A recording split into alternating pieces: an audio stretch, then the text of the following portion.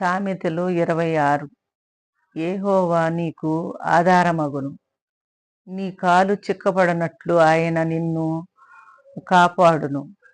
మేలు చేయుట నీ చేతనైనప్పుడు దాన్ని పొందదగిన వారికి చేయుటకు వెనక తీయకుము. ద్రవ్యము నీ వద్ద నున్నప్పుడు రేపు ఇస్తాను పోయి రమ్మని పొరుగు వారితో అనవద్దు.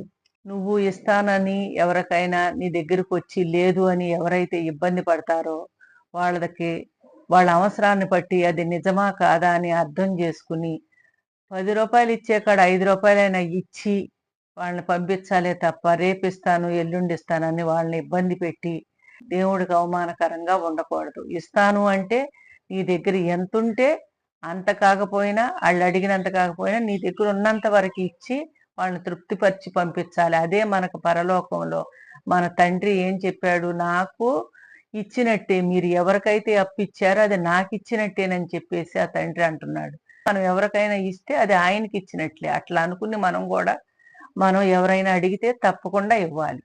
దేవుడి నామానికి